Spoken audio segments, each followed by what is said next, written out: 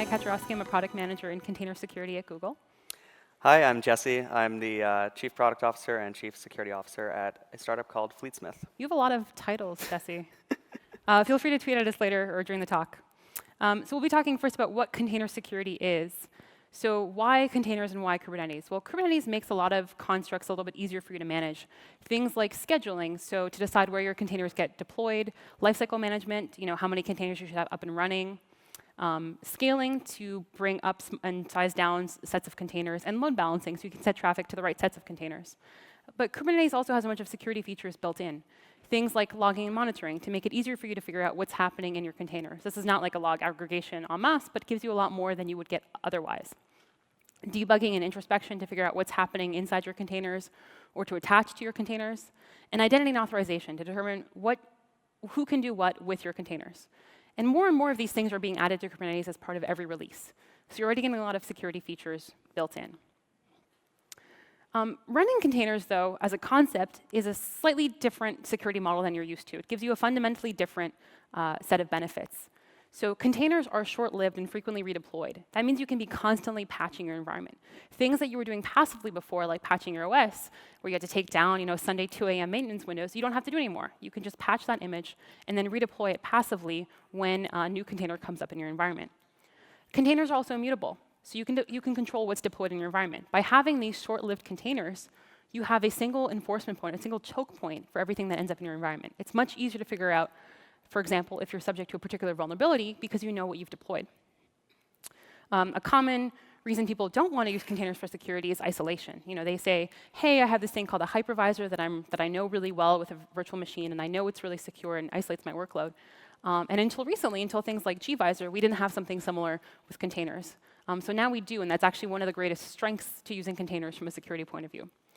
And lastly, a lot of good security defaults in containers and Kubernetes are one-line changes. You can follow best practices like enabling seccomp without taking on a lot of the work yourself. So it's really, containers allow you to think completely differently about how you can patch and manage your system compared to how you're doing it with virtual machines. So your mindset's a little bit different, but a lot of things are the same, right? If you had an identity management system with your VMs, you have an identity management system with your containers. If you had a network management system, a network security solution, you have a network security solution here. You still want firewalls, right? You still want an IDS, IPS, et cetera. And that stuff doesn't change. So what does actually change? A few things, which we'll point out here. The first is the surface of attack. So your container doesn't have this hypervisor, but it does have this host OS that you're running your containers on. And the container itself has its own OS bundled with libraries and dependencies. That host OS is supposed to be really small. It's supposed to be something that you can run everywhere, that it's really easy for you to patch and manage. So if you're doing containers properly, you're thinking about securing that host OS really tightly and patching it and keeping it minimal. Resource isolation. Containers have concepts for resource isolation built in, like namespaces and C groups. So you can use those natively to do that without having to bring in other capabilities. Permission management, so access controls for app privileges and shared resources are built into containers. But keep in mind that containers have access to a wider range of syscalls than a traditional process would, so it potentially is much more powerful. And then lastly, lifetime. Containers have a shorter average of lifetime. In fact, Sysdig estimates that 95% of containers live less than a week. What that means is that an attacker who gets into your environment, she can't persist there much longer than a week. It's much harder for someone to stay there without you knowing. That being said, by the time you figure out something bad has gone on, the attacker might not be there anymore. The container might not be there anymore. You might not be able to do forensics and figure out what happened in your environment. So this brings us a little bit to how we think about container security at Google. Some of the different kinds of threats that we see. So things like, the first are attacks to Kubernetes peripherals, things like credential theft, privilege escalation, the API compromise, et cetera. These are things around how you configure Kubernetes, configure your environment. The next one are software supply chain vulnerabilities, unpatched vulnerabilities, a new ODE that drops in a common library, an issue with open source library that you're using, et cetera. And lastly, we have things that really scare people, things like DDoS attacks, container escapes, flooding your event pipeline, compromising the nodes that you're running on, et cetera. And so we've grouped these into 3 different areas: infrastructure security, software supply chain, and container runtime security. Infrastructure security is about how you secure the development of your containers. How do I do secret management, networking, access management, IAM, all of those things to make sure that the environment that I'm developing, that Kubernetes or Kubernetes Engine is secure. Software supply chain is about making sure that the images that I deploy and the binaries that I use are secure for building and deploying in my environment. How do I know that they're free of vulnerabilities? How do I know that they came out of my build pipeline, et cetera? And container runtime security is making sure that my container is secure to run. It's my traditional SecOps team. The people in the SOC who are going to have to sit there and respond to an incident. What can they get? How do they know what's happening in my container? How do they do forensics after the fact and make sure that we've gotten rid of that threat? So the question you're probably asking yourselves, and a lot of people ask themselves, and sometimes I ask myself when I wake up, is like, how do I secure Kubernetes? It's this like massive thing that nobody really understands yet. And that's right, lots of people don't understand it. It's so new that a lot of people don't know what the security controls that come with Kubernetes are. So that's what we're really trying to do today, teach you about some of the things that exist in Kubernetes and in Kubernetes Engine to help secure your environment. So it's really important to remember that Kubernetes is only the sort of middle slice in a greater picture. And so you don't want to forget about securing your application layer, your containers, whatever your container runtime is, maybe that's Docker, your virtual machines, they're actually running sort of below. But today we're obviously talking about the middle layer of Kubernetes itself. Yeah, what are some of the components that we have? Yeah, so there's really only 3 major kind of pieces. First, you've got the sort of storage layer. You could think of that like Kubernetes hard drive. That's where all of your cluster state is going to live. Next up, you've got your master. That's what's actually controlling your entire cluster. Next, of course, you have the nodes. That's basically going to be virtual machines, and that's where your workloads are actually deployed. So that's where your pods are deployed, and pods are really just collections of containers. So now we can go ahead and walk through some of the different things that could kind of go wrong at each of these layers. So starting from the top down, if an attacker controls a container, what's the worst case scenario? The worst case scenario is that they escape and they're able to attack the node, right? If they attack the node, they can also control all the pods running on that node and then potentially attack the next layer up, the master. Or they could abuse compute maybe to mine cryptocurrency, for example. Affect the other workloads that you have running so that something else that's really critical might not be able to run as you wanted it to. And then, of course, if they can control the storage layer, etcd, that means they can create, modify or destroy any state in your cluster, very similar to if someone yanked out a hard drive from a computer. It's not encrypted. They can just modify whatever data they want to. So obviously, that's pretty bad as well. Yeah, this is a super helpful slide. Take a photo. This is the kind of thing that when I first started looking into Kubernetes security, didn't exist. And it was hard to explain and to people why you had to protect etcd or why you had to protect the master. So I would often see people say, hey, I'll put 1 key in etcd and I'll put 1 key on the pod and it'll all be safe. And it's like, what's your lowest common denominator? And getting to something like etcd is pretty bad. So make sure something like etcd is pretty locked down. Absolutely. Sure. Let's jump into security requirements. So typically when we're having these kind of Kubernetes security 101 conversations, there's 2 different tacts that come along.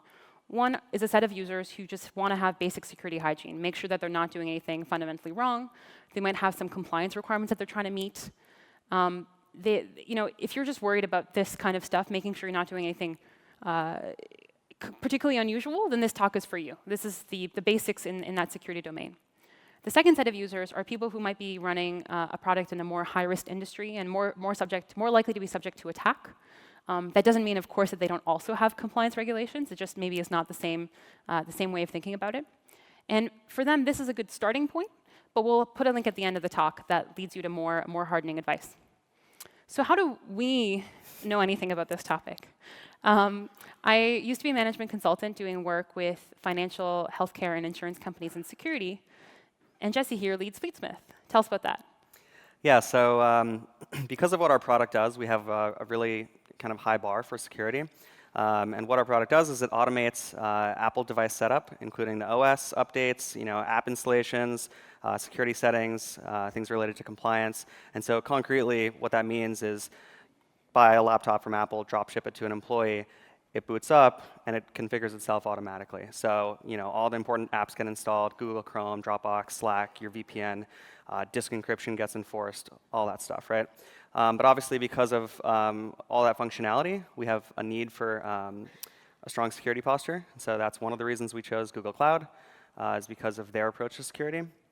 And then we also do some things on top of that. So we run our own Kubernetes deployment on top of GCE, and then we secure it with certs issued from Vault, HashiCorp Vault. Awesome project. I think there's a talk later on. Yeah. And so all that's to say, that's where I'm coming from in terms of background. So wait, your product lets me use G Suite to authenticate, and then you guys run on GCP? Indeed. It's like you guys love Google or something. It's great. We do. All right. So let's talk about the variety of things that you might want to do in your security journey to getting to a secure Kubernetes deployment. There's a whole lot of things on this slide. Do you want to talk us through some of these? Yeah, so obviously the first thing you need to do, especially a lot of these if you're running your own cluster, is sort of the security of the cluster itself. And so that's things like restricting access to kubectl, kube control, setting up and using RBAC for role-based access control, using a network policy, setting up namespaces, and of course bootstrapping TLS, which requires that you have a CA to issue certs to your entire Kubernetes cluster. Next up, following basic security hygiene, making sure you can use your containers for that security benefit we were talking about earlier. Keeping Kubernetes and your OS and your images and your binaries, everything patched and updated. Using a minimal OS, like Container Optimized OS or COS on GKE. Using minimum IAM rules to enforce least privilege. Using private IPs on your nodes to make sure that nothing has access from the public internet that it shouldn't. Monitoring access with auto-logging, and then making sure that the binaries that you deploy are those that you build. Next up, you're going to want to prevent known attacks. And so this is going to be things like disabling the built-in Kubernetes dashboard, if that's running in your environment. Disabling the default service account token. That's something that gets mounted automatically into every new pod in your cluster. And it has some strong permissions or privileges. Next is protecting node metadata. And finally, scanning images for known vulns. And at the final step of your maturity security journey here, preventing the impact of a potential compromise. So, security is great. Shit happens. Humans make errors. What if something goes wrong? You want to have multiple layers of security. Things like setting a PodSecurity policy to follow best practices like seccomp, protecting your secrets using things like encryption, considering using sandboxing to protect workloads that need to be isolated, limiting the identity that pods can use to authenticate to other parts of your infrastructure, and using a service mesh for authentication and encryption between your services. So obviously, we don't have time to talk about everything on this list today.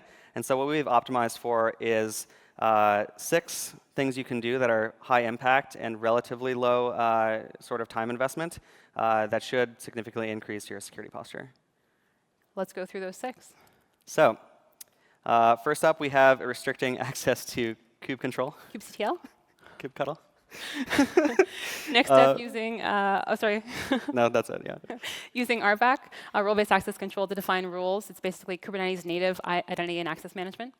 Next up is defining a network policy. And so by default, all pod-to-pod traffic is open. And so if you don't like that and you want to increase your security there, you would want to use a network policy. Protecting the Kubernetes dashboard. You might have seen some high-profile hacks recently that take advantage of this UI. So you have a couple options, but the point is don't leave it open. Next is disabling that default service account token I mentioned, because if an attacker gets access to it, they could use it to do bad things. And then using PodSecurity policy to follow best practices like seccomp for protecting your containers. So let us jump in. Oh, yes. As we talk through this, Jesse will be talking about Kubernetes, since he has all this experience deploying Kubernetes on Compute Engine. And I'll be talking about Kubernetes Engine and how we've deployed those things there. Something to keep in mind around the shared responsibility model here is that Kubernetes Engine takes care of the master for you, including etcd. So you have some options in terms of configuration of certain features and things like that, but they're not your responsibility. They're Google's responsibility to protect, whereas the nodes, containers, and pods are still your responsibility to protect with Kubernetes Engine. And maybe at the end of this talk, I'll have finally convinced you to move over to Kubernetes Engine. All right. So number 1, restricting access to kube control. kubectl. Kubectl. So the reason you want to do this is because kube control is a very powerful command line tool. If any of you have used the G-Cloud command line tools or AWS command line tools, this is very similar, but it's specifically for Kubernetes itself. And so obviously, this lets you do things like create, update, and delete resources within Kubernetes, schedule pods, pretty much anything. And so it's really important to restrict not only who can run this, but where they can run it from. And so the way that you can do that on GCE is through firewall rules and enforcing kind of a bastion model. And so if anyone's not familiar, that's where you would have a dedicated VM or choke point where you say the only way to connect with SSH into production is through that one host. And then you can create firewall rules that restrict where you can call the Kubernetes API from to just your bastion host. And so that's what we're seeing here. Highlighted in blue, you see that we're restricting the source tags to the SSH bastion, the target tags to the Kubernetes controller, and you would just apply this through deployment manager in this case. So just follow the blue things in the YAML file? Indeed. Great. For Kubernetes Engine, we have a feature called Authorized Networks. Authorized Networks lets you, so first of all, when you connect to the Kubernetes Engine master, that connection is protected using TLS and is authenticated. And you can further restrict the set of IP addresses that can talk to the Kubernetes master using Authorized Networks. Authorized Networks lets you restrict up to 20 networks that you'd like to connect to using HTTPS. Kubernetes Engine, this feature is currently in beta. Another feature that's related to this is private clusters that is also in beta. Private clusters gives your nodes private RFC 1918 addresses to communicate with the master with and to use anyways. And that is effectively implemented as an authorized network. So the nodes can talk directly as an authorized network to your master. Next up is RBAC. RBAC is role-based access control, and it's how you set set permissions on individual resources in Kubernetes. So things like how you set permissions to use pods, deployments, containers, et cetera, basically any resource that you can think of. You define the roles based on your particular use cases. So you would say, for example, I need a human user or a plugin, like my logging plugin, to talk to a particular component. You'd give it a role by binding the user in green here to the role in red and the set of permissions to that particular role. There's also a couple of predefined roles in Kubernetes, including things like cluster admin for common use cases. Now, the recommendation that we have here is that you disable ABAC. Sorry, let me take this back. RBAC is relatively new in Kubernetes. RBAC was introduced in 1.6 and was implemented as the default starting in 1.8. The security recommendation that we have here is that you disable another system called ABAC, or attribute-based access control, and instead enable RBAC with minimum permissions. Now, if you're already using ABAC on premises and it works for you, that's great. There's no problem there. You don't have to change anything. But what we typically see with enterprise customers is that they're using a role-based access control mechanism anyways, right? It's easier to manage. If somebody quits my company tomorrow, I can just remove them from that role rather than having to change individual permissions. So if Jesse, for some reason, decided to quit the company he co-founded tomorrow, they could just take him off of that role and he wouldn't have access to customer data. It's just simpler to, another good use case for using RBAC here, I think about it is for compliance needs. So if I need to be able to say, for example, who has access to customer data, if I only have one role that has that access, I can just look at who has access to that role. And it's much easier for me to maintain that. So we have an example here of what a RBAC definition looks like. This is from the Kubernetes documentation. And you can see here, highlighted in blue again, that it's a YAML file with blue? Indeed. Oh. Indeed. We're giving the blue team user here cluster admin rights in the blue namespace. And you can see that there. So in the metadata section, you've got the namespace, subjects, the user account, and of course, down at the bottom there is the admin role. And on Kubernetes Engine, it's also very similar. So like it is in Kubernetes open source, Kubernetes Engine enables RBAC by default for clusters created with 1.8 or higher. That is, if you open your laptop right now and go to a new tab and create a new cluster, RBAC's enabled. You don't have to do anything. The recommendation for Kubernetes Engine is that you use IAM to manage permissions at the project level, for example, using the Kubernetes developer role for granting access to your cluster, and then using RBAC at the cluster and namespace level to set permissions on individual resources. Next up, we have using a network policy. So as we mentioned earlier, the default for all pod-to-pod communication is open. And so if that scares you, or if you have reasons to isolate that traffic, then you can use a network policy to accomplish that. And so we have an example of what that looks like. One thing to point out here with network policy, because I often get asked this question, is that this is really about intra-cluster communication. If you're thinking about cluster-to-cluster communication or service-to-service communication, this doesn't solve that problem. You're going to want to use something like a service mesh like Istio. So more YAML here, more blue highlights. So you can see here what we're doing is we're restricting the traffic from Nginx such that the only traffic allowed is that's coming from the ingress controller with a label of access equals true. And so anything that doesn't actually have that label won't be able to talk to Nginx. In Kubernetes Engine, it's very similar. You can set a network policy by using the network policy API. It's implemented using Calico. All you have to do is pass a flag, this enable network policy flag, and then you can set a network policy as normal, as you would in Kubernetes. Disabling the Kubernetes dashboard. So some of you might be familiar with this dashboard. It's a UI that's part of the open source version of Kubernetes that lets you do things like manage your cluster, create a new deployment, monitor what's going on, et cetera. How many of you actually use the Kubernetes dashboard? Okay, so maybe like 10% of people. That sounds about right. Typically, if you're using a cloud provider or you prefer the command line kubectl, Cool. then you are probably not putting this dashboard into your environment. The reason that we mention it is that it's been sort of part of some high-profile hacks. It's made some cameo appearances in the public eye recently. So specifically, in February of 2018, Tesla made the news for having a Kubernetes console, a Kubernetes dashboard that was open on the public web. This was sitting on the public web, not password protected, and had access to their cloud service account credentials. Hackers found this, like probably on Shodan or something like that, and stole the credentials, logged in, and started mining cryptocurrency.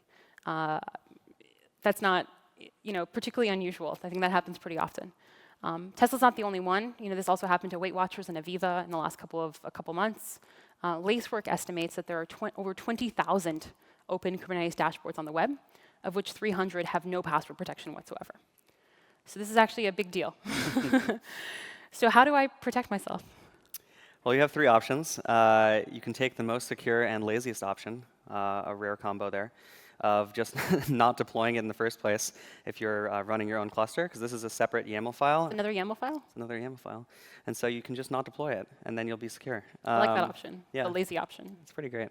That's the option we take.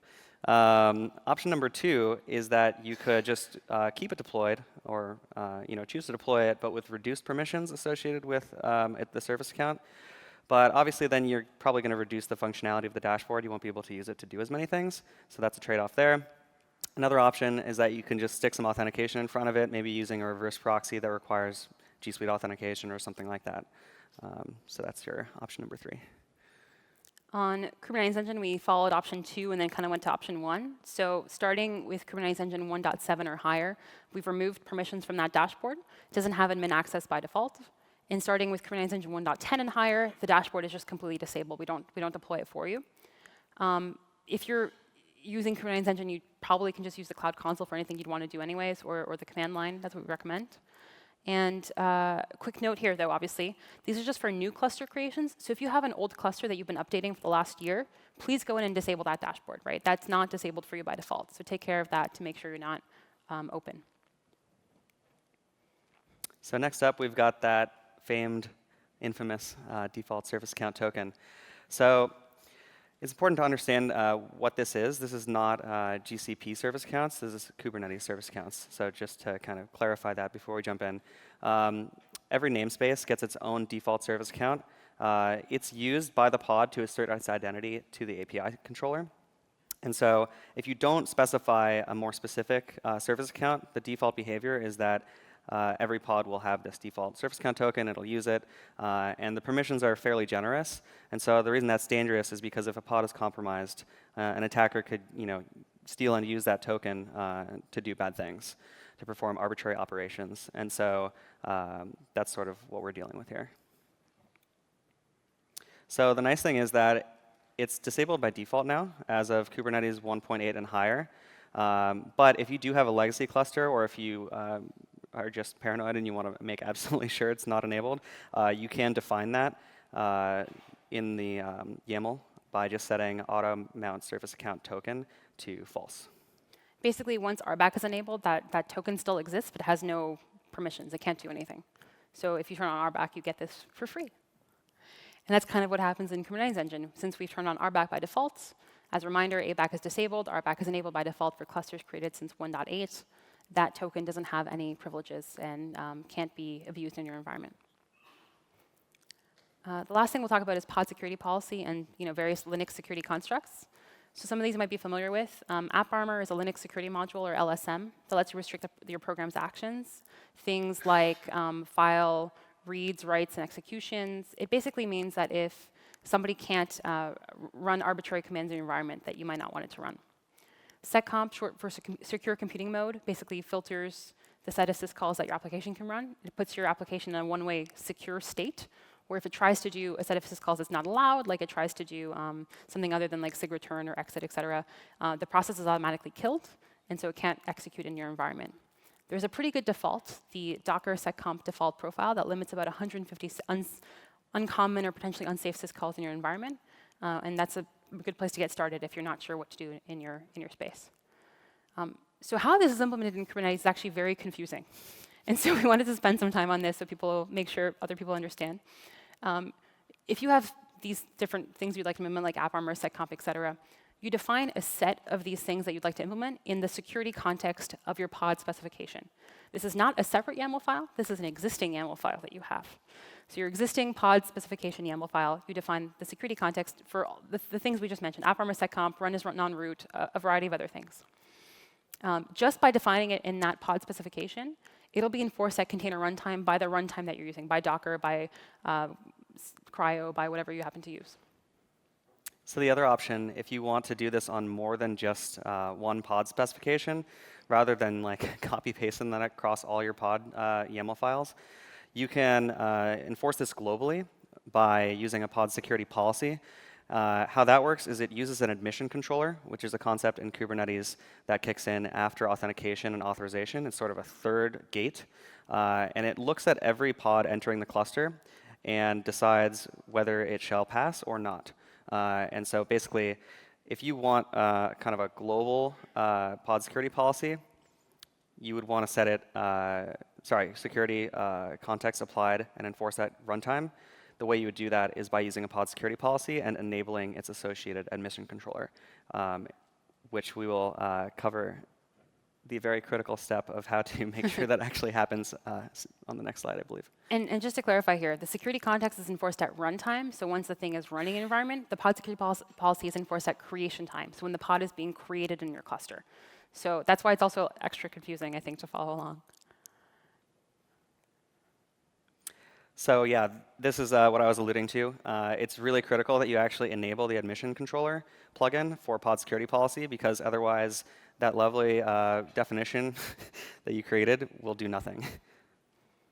And the restricted policy is a pretty good starting point. Do you want to walk us through some of this stuff? Yeah, so basically if we go from top to bottom here. Blue YAML. Blue YAML. You can see that we're limiting the pods from running as privileged on the first blue line there. The second, we're preventing privilege escalation. The third, we're requiring the container to actually run without root privileges. And fourth, we're forbidding the pod from being run as the root group. And it's a much longer file than this. We just zoomed in on the parts that are most interesting. But you can find it on the Kubernetes GitHub.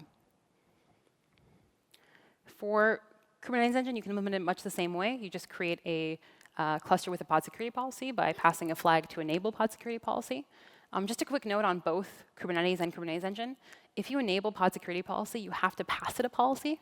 Otherwise, it assumes that the policy that you've passed it is the empty policy, and you will have no pods in your cluster, because none of them will match the policy. So what's next? So we've covered these 6 items. So quickly recap what we talked through. The first one, restricting access to kubectl. kubectl. kubectl, by using a bastion host for Kubernetes or using authorized networks in GKE. Second, using RBAC, so role-based access control, to define roles and their permissions. So that's enabled by default since 1.8.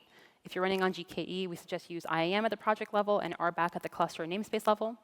Using a network policy to control pod-to-pod traffic. Pod-to-pod traffic is open by default, so you can restrict that using a network policy, natively available in GKE as well. Protecting the Kubernetes dashboard, either disable it or restrict access to it, given that it uses a highly privileged service account. In Kubernetes, it's not deployed by default, so the lazy option works pretty well. And on Kubernetes Engine, it has no admin access since 1.7 and is fully disabled since 1.10. But if you've been upgrading your cluster, go disable that. Next, disable the service account token. The service account token by enabling RBAC, which gives that token no actual permissions. It's default since in Kubernetes and GKE since 1.8. And using a PodSecurity policy to enable things like the Docker seccomp profile or other security restrictions, using PodSecurity policy, the admission controller, and that's in beta in both Kubernetes and GKE. So we talked about some of these things. Some of the things that are grayed out here now are actually all the things that GKE does for you by default. So you don't have to worry about setting up any of the things that are grayed out. I also want to point out that a lot of the other things are one-line changes that we were talking about earlier. Using containers, using Kubernetes makes these things relatively simple. Restricting access to kubectl, turn on authorized networks. Network policy, pass a network policy. Set a PodSecurity policy, pass a PodSecurity policy. It's fairly straightforward for you to enable some of these things. And I also want to highlight some of the areas that are a little bit newer in this space, newer ideas and concepts that are coming to discussion. One of these here is verifying that the binaries that you create are deployed.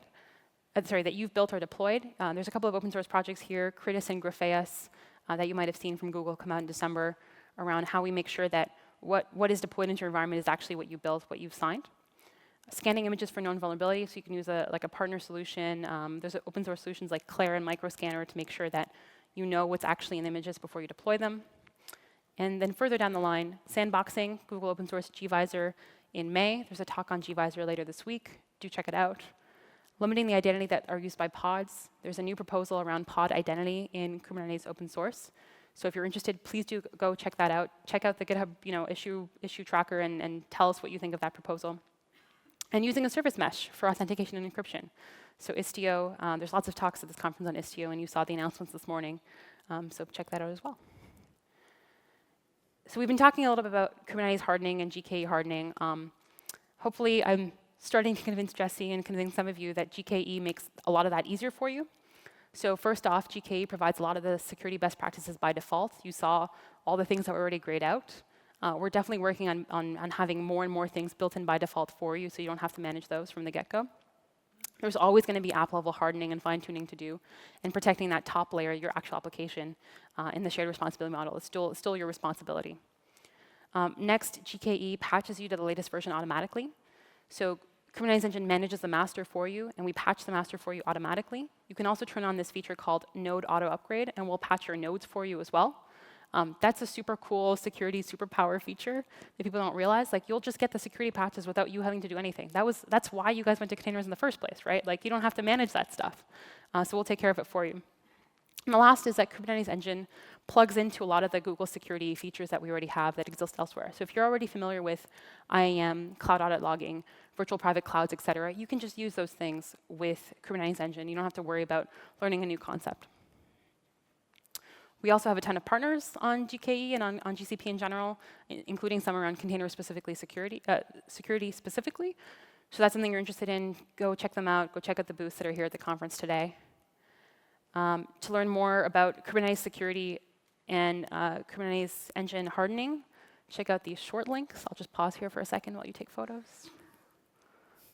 OK. And then if you want to learn more on container security at this conference, we have a ton of talks. So we're the first upper left-hand box here, but there's a talk later today on Istio and a bunch tomorrow and on Thursday to learn more about container security.